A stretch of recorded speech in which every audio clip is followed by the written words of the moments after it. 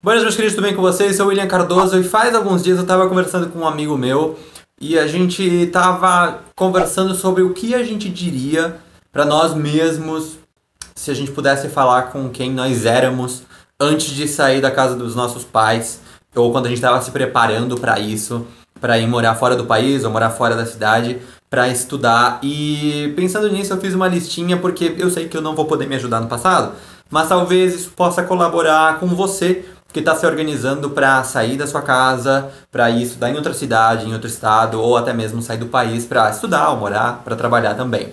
O primeiro deles é: não se vislumbre com o fato de que você vai morar sozinho, sem seus pais, ou que você vai estar morando fora do país. Porque muito provavelmente tudo aquilo que você imagina durante as primeiras semanas pode até acontecer, mas logo em seguida aquilo vai cair por terra. Você vai entender que existe muito mais responsabilidade sobre morar sozinho e morar fora do país do que a gente realmente imagina, ou realmente sobre a questão da vida adulta. E justamente sobre isso entra o segundo ponto, que é: aprenda a dar valor ao dinheiro e, com o passar do tempo, saiba otimizar mais. E justamente isso eu posso falar com propriedade, porque quando eu me mudei para a Argentina, eu simplesmente não tinha noção alguma sobre o quanto valia aquele dinheiro e o quão suado era conseguir o dinheiro que os meus pais me mandavam, e simplesmente pensava em gastar e gastar e gastar. Não que eu não faça e não me dê alguns luxos de vez em quando hoje em dia, mas comparando a minha experiência com a minha vida financeira quando eu cheguei na Argentina e com o que eu faço hoje com o meu dinheiro, eu aprendi muito mais a me organizar financeiramente, por mais que às vezes a gente ainda falhe. Porém, comparando, a gente aprende com o tempo, com o passar do tempo, e infelizmente isso são coisas que a gente só vai aprender realmente levando alguns tapas da vida. A gente tem que também aprender a fechar ciclos, porque é muito comum quando a gente sai da nossa cidade, quando a gente sai da casa dos nossos pais, quando a gente sai de um contexto em que a gente estava acostumado, de que a gente volte a rememorar aquilo e falar o quão bom era aquilo, o quão bom é isso. Sentir falta daquilo é muito bom, porque isso significa que você criou boas memórias sobre aquela situação, sobre aquele contexto em que você estava.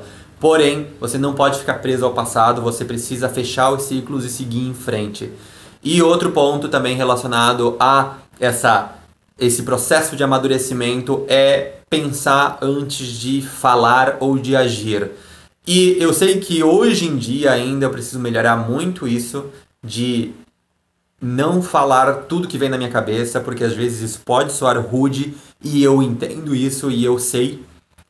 Porém, há alguns anos atrás eu simplesmente não tinha filtros nenhum. E justamente graças a essa atitude, várias discussões, várias rasteiras, vários tudos, nada positivo saiu disso. Então, com o tempo a gente vai amadurecendo e vai entendendo de que não todo mundo pensa do mesmo modo que a gente tem que saber respeitar isso. Porém, por mais que essas situações, que por exemplo no meu caso não me trouxeram questões positivas naquele momento por certas discussões, com o passar do tempo fazem com que a gente analise o que a gente fez no passado, e isso é um exercício que a gente tem que aprender a fazer: analisar os nossos erros e aprender sobre eles.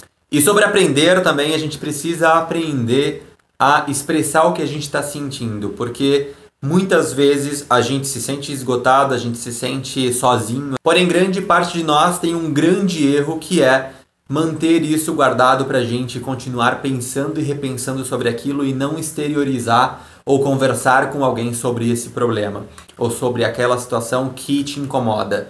E isso muitas vezes vai afetar o seu futuro desenvolvimento com algum aspecto, seja social, acadêmico, afetivo, econômico. É importante você se abrir e poder conversar com os demais. E depois desse pequeno desabafo, espero que isso sirva pelo menos um pouquinho para vocês que estão pensando em sair de casa, principalmente se você tem seus 18, 19 anos, como quando eu saí de casa. E a gente se vê no vídeo de amanhã. Até mais. Tchau!